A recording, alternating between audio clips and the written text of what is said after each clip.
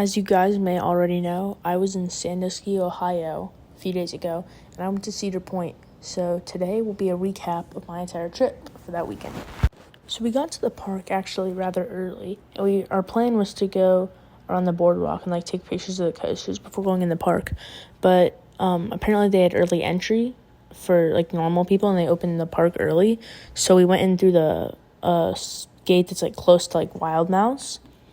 And we headed straight to Gatekeeper because we were originally going to ride Maverick first, but Maverick wasn't open at the time because it opens at 10. So we headed over to Gatekeeper.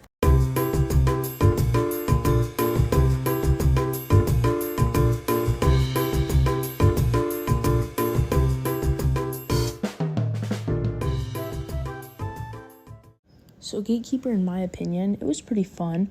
The first drop was an interesting one. I mean, it was not a normal drop, I'll say that.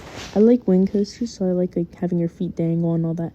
I like that little pop of airtime before you go through the corkscrew and then through the keynotes. The head choppers are pretty good, but yeah, I recommend Gatekeeper. It's pretty fun. And then after Gatekeeper, we went over to ride the new for 2025 Siren's Curse. And this coaster was actually a bit of a wait. So the fast lane didn't open till 10. But by the time, because we rode Gatekeeper twice, so by the time we got there, it was 5 minutes. We just waited in the fast pass lane. And that was already super long. So we get in there, and then it starts raining, and they shut the ride down it was at least 30 minutes. And so it took a while waiting in line for Siren's Curse. But was it worth it? Absolutely. Siren's Curse is my second favorite roller coaster at Cedar Point. Spoiler alert. That is one of the best coasters there. The tilt is so fun. The first drop is amazing. And you get the little pop of airtime right after. If it wasn't curved, it would be so good. And then they play rock music in your ears for the rest of the ride. And it's just so good. It's such a great ride. And the onboard audio is insane. Before you drop, it says prepare to meet your doom. And then it drops you. But the onboard audio is just, it makes the ride that much better. It's just that good. So next up, we were going to go ride Rougarou, but it didn't open till 11, so we headed over to Iron Dragon to ride that one next. So Iron Dragon was definitely not the best coaster in the park. It wasn't, it was kind of bumpy, but I loved how you swing. That was really fun. And the part over the lake was definitely the best, and it had a few head chopper moments, but I think the new trains, they're new because they have fire in them, and I think the original ones were black, but they were super uncomfortable. The restraints were they were the big clunky ones. I didn't like them. And then the seats just weren't comfortable. They were not. Just not good. And there was one section where you could look down at the lake and you could see the algae on it. It was insane. It was all green, all algae. Absolutely insane. But this ride was okay. And then we headed over to Rougarou.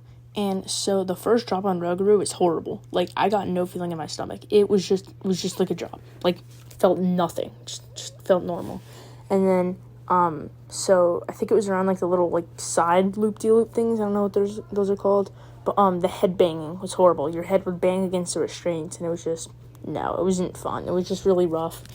It was kind of a bad coaster. But the inversions were kind of fun, but just no, not a good coaster. And then after Rougarou, we headed straight back to get on Maverick. And Maverick was just crazy, dude. That first drop, the 95-degree angle, is insane, yo. You do not see it coming. And then I kind of grayed out in the turns a bit because it was so intense. And that little airtime hill, the restraints are thigh crushers, so the restraints aren't the best. But, it's so fun. And then the second launch is crazy. You slow down, and all of a sudden you, blast off. And, you're going through the tunnel, and then you just get whipped around. It's an amazing coaster. Definitely one of the best at the park. So the next coaster we rode was an accident. So we were going to ride Gemini and then ride Steel Vengeance. So we went over to Cedar Creek Mine Ride, but we thought it was Gemini. So we got in line, waited, and then by the time we were there, we were oh crap, this is the wrong ride. But we just decided to ride it anyway. So that's how we rode Cedar Creek Mine Ride. It's a good kiddie ride for kids, but it's kind of rough. So not the best ride. Alright, so next up, we rode Gemini. Me and my friend, we went over to ride Gemini, and we rode it twice. So Everybody else wanted to go over to Steel Vengeance, but we ate lunch like right before, and I don't think it was worth throwing up on Steel Vengeance. And either way, it closed down in the middle of the day, so we couldn't have ridden it then anyways.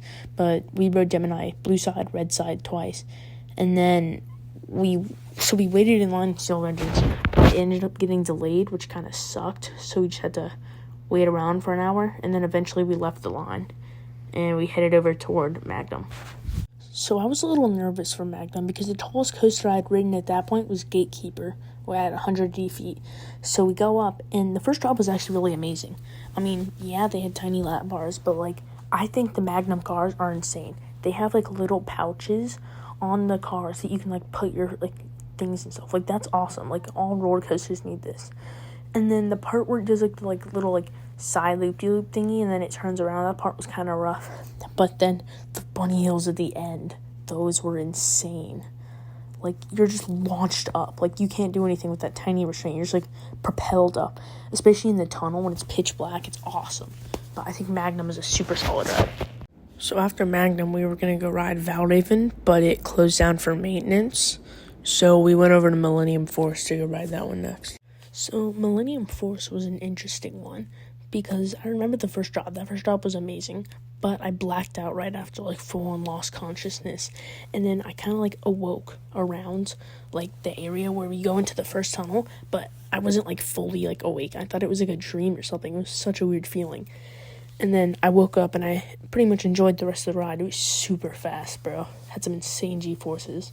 But, yeah, I mean, it was decent, but, like, I just didn't like that I blacked out. That was not a fun feeling. Just sad, but the drop was amazing. One of the best first drops I've ever experienced, and it was my first Giga, and also the first Giga I ever built, so pretty fun. It was a good coaster. And then next up, Valraven was back operating, so we went back over to Valraven to ride that one.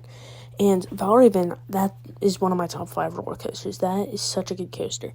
I think that first drop is one of the best first drops of any coaster at Cedar Point. That was amazing. You're just hanging over there, your legs dangling, and all of a sudden it just goes. Like, that is amazing first drop. And it was so smooth. Like, it was, like, butter smooth. Just like Siren's Curse. Like, for being built in, like, I think 2017 or something, it was really good. So, Valraven is definitely one of my favorite coasters. After Valraven, we went over to Siren's Curse, rode that again, and then we headed over to Top Thrill 2 to jump on that. Top Thrill 2 was just pure chaos. That was awesome. It goes 60 miles an hour up. That feels normal. The backwards launch is where it's at. That is definitely the best part of the ride. You just, like, launch backwards and you just get propelled up. That's so fun. And then the 120 mile an hour launch, that is something else. That's fast. And then the top hat is awesome. And then coming down, I don't like how it jerks you to the side, though, to, like, go up the top hat. It's my only complaint with Top Thrill 2, but that is an awesome ride. So after Top Thrill 2, we went over to Gatekeeper, and our original plan was to eat dinner and then go, like, stay until closing right of the rides. But our legs were, like, super tired, and, like, we wanted, like, real food. So after we got off Gatekeeper, we decided to walk to the back of the park and ride Maverick and Steel Vengeance before going. But Maverick had a super long line, so we just cut straight over to Steel Vengeance. And Steel Vengeance is by far the best coaster in the park. Before we went to Cedar Point, I was like, oh, wow, people, like, rank this coaster number 1. I wonder, like, what's so good about it? Like, I know now. Like, that is an insane ride. The airtime, crazy. The, like, oh, my gosh, it's just so good. The inversions, like, as you're going up, like, especially when you're inside the structure, you don't know what's coming. Like, if you're sitting, like, middle or back row, like, the wood blocks your path, and you have no idea, like, if you're upside down, if you're on the side, if you're, like, it's insane. Such a good ride. But Cedar Point definitely did really well, and RMC did really well with Steel Vengeance, because that is definitely the best ride at Cedar Point. And that pretty much sums up my visit to Cedar Point, so thank you for watching.